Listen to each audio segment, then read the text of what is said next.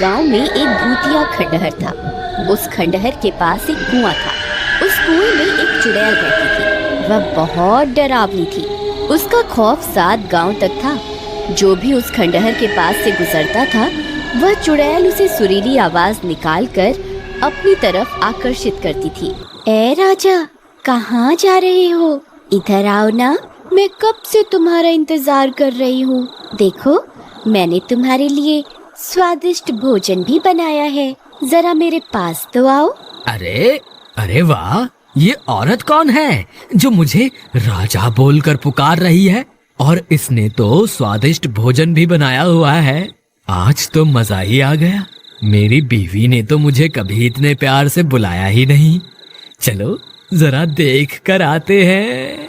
फिर वह नासमझ उस चुड़ैल के बहकावे में आकर उस खंडहर की तरफ चला जाता है। अरे तुम कहाँ हो?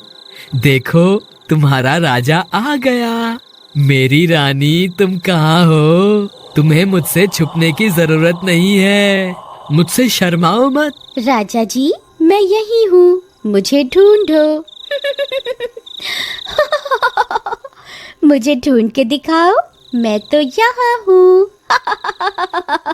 फिर वह गांव वाला उसकी आवाज का पीछा करता है और उस कुएं के पास पहुंच जाता है। अरे राजा जी, इधर उधर क्या देख रहे हैं? मैं तो यहाँ हूँ। अरे यार, ये आवाज तो यहीं से आ रही है, लेकिन ये औरत दिखाई क्यों नहीं दे रही? अरे मेरी रानी, तुम कहाँ हो? देखो, मैं आ गया। अब मेरे सामने आ जाओ। देखो, मैं यहाँ नीचे छुपी हुई हूँ, मुझे ढूंढो। आवाज तो इसी कुएं से आ रही है। लगता है ये इसी कुएं में छुपी हुई है। धप्पा! देखो, मैंने तुम्हें ढूंढ लिया। फिर वह नासमझ उस कुएं में झांकने लगता है। तभी उस कुएं से एक खूनी पंजा बाहर निकलता है और उसकी गर्दन पकड़कर उसे नीचे की तरफ खींच लेता है। अरे मर गया रे! ये क्या चीज है? ये भगवान, मुझे बचाओ! अरे मर गया रे! आए! तुम कौन हो? मैं तो अपनी रानी की तलाश में यहाँ आया था। हे भगवान, मैं ये कहाँ फंस गया? मेरी तरफ देखो, मैं ही तो तुम्हारी रानी हूँ। नहीं नहीं, तुम तो कोई चुड़ैल लगती हो। अरे मुझ पे दया करो और मुझे जाने दो। मेरी बीवी घर पे मेरा इंतजार कर रही है। भगवान के लिए मुझे छोड़ दो। नहीं नहीं, तुम इतनी दूर से आए हो, खाना खा के जाना। अरे वाह, लगता है ये कोई अच्छी चुड़ैल है। मैं बेकार में ही घबरा रहा था। जी जरूर, खाना खा के ही जाएंगे। वैसे चुड़ैल जी, आपने खाने में क्या बनाया है? अभी तो खाना बनाना है। अच्छा अच्छा, तो क्या प्याज काटने में आपकी मदद कर दूं? नहीं, उसकी क्या जरूरत है? यहाँ कोई गैस चूल्हा तो दिखाई नहीं दे रहा। आप खाना कैसे बनाएंगी? खाने को बनाने की क्या जरूरत है, ऐसे ही खा जाएंगे। अच्छा, वैसे आज खाने में है क्या? तुम्हारा सर। अरे मर गए रे! ये तो मुझे ही खाने की बात कर रही है। हे भगवान, ये आज मैं कहाँ फंस गया? आज रात के खाने में मैं तुझे ही खाऊंगी। इतना बोलकर वह चुड़ैल कुएं में बनी गुफा के अंदर चली जाती है। फिर रात होने पर, देवर जी, इतनी रात हो गई, ये अभी तक घर नहीं आए। मुझे तो इनकी बहुत फिक्र हो रही है। भाभी, आप घबराइए मत, मैं अभी जाकर भैया को ढूंढ कर लाता हूँ। फिर महेश अपने भैया की तलाश में इधर उधर भटकने लगता है। रामू भैया, आप कहाँ हैं? रामू भैया, रामू भैया, क्या आप मुझे सुन पा रहे हैं? यहाँ तो रामू भैया का कोई नामो निशान नहीं है। अब उन्हें कहाँ ढूंढूं? फिर उसकी नजर उस कुएं के पास पड़े गमछे की ओर जाती है। अरे, ये तो भैया का लगता है। कहीं भैया इस कुएं में तो नहीं गिर गए? अरे मर गए रे! ये तो वही भूतिया कुआं है जिसके बारे में लोग बातें किया करते हैं। हे भगवान, अब क्या होगा रामू भैया का?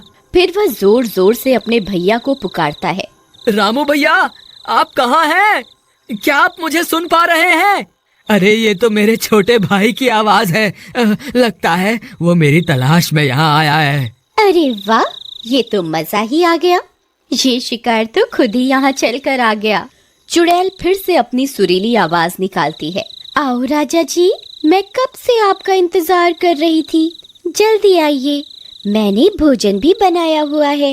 अगर देर हो गई तो भोजन ठंडा हो जाएगा। अरे ये मधुर आवाज किसकी है? ये मुझे राजा क्यों बुला रही है? तुम कौन हो? राजा जी, मैं आपकी रानी हूँ। मैं कब से आपका इंतजार कर रही हूँ। मैं यहाँ इस कुएं में हूँ। अरे नहीं महेश, ये कोई रानी वानी नहीं है। तुम इसके झांसे में मत आना। ये एक चुड़ैल है। अगर तुम इस कुएं के पास आए तो ये तुम्हें अंदर खींच लेगी। तुम इस कुएं में झांक के मत देखना। अरे ये तो रामू भैया की आवाज है। मर गए रे। रामू भैया तो चुड़ैल के शिकंजे में है। अब मैं क्या करूं? तेरी इतनी हिम्मत? तेरी वजह से मेरा शिकार मेरे हाथ से निकल गया। अब तुझे नहीं छोड़ूंगी। हे चुड़ैल जी, मुझे माफ कर दो। आगे से कभी ऐसी गलती नहीं होगी। मुझे माफ कर दो। मैंने जल्दी ही भैया को इस कुएं से बाहर नहीं निकाला तो ये चुड़ैल इन्हें जिंदा नहीं छोड़ेगी। मुझे कोई ना कोई तरकीब निकालनी होगी। अगर मुझे कोई रस्सी मिल जाए तो मैं उसे इस कुएं में डाल दूं, जिसकी मदद से भैया बाहर निकल जाएंगे। हे भगवान, यहाँ तो ऐसी कोई भी चीज नहीं है जिसकी मदद से भैया इस कुएं से बाहर आ सके। फिर वह इधर उधर ढूंढने लगता है।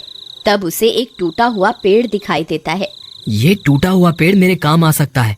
अगर मैं इसे इस कुएं में डाल दूं तो भैया इसकी मदद से ऊपर आ सकते हैं। फिर वह उस पेड़ को उठाता है और कुएं में डाल देता है।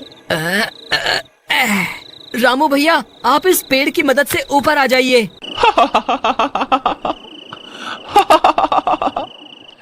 तेरे नासमझ भाई को क्या लगता है मैं तुम्हें इस पेड़ पर चढ़कर इस कुएं से बाहर जाने दूंगी? कितना नासमझ है तुम्हारा भाई।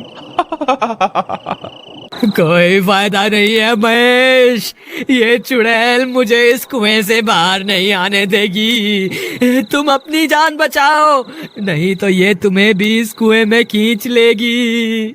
अब क्या करूं? कोई और रास्ता निकालना होगा। फिर वह मदद मांगने के लिए आगे की ओर चल पड़ता है। थोड़ी दूर जाने पर उसकी नजर पास में लगे पेड़ पर जाती है। उस पेड़ के नीचे हनुमान जी की मूर्ति रखी होती है। वह उस मूर्ति को देखकर खुश हो जाता है। फिर वह भागता हुआ उस पेड़ की तरफ जाता है और मूर्ति को प्रणाम करता है। हे महाबली हनुमान, आपसे बड़ा बलवान इस सृष्टि में कोई नहीं है। अब बस आपका ही सहारा है। कृपा करके मेरी मदद कीजिए।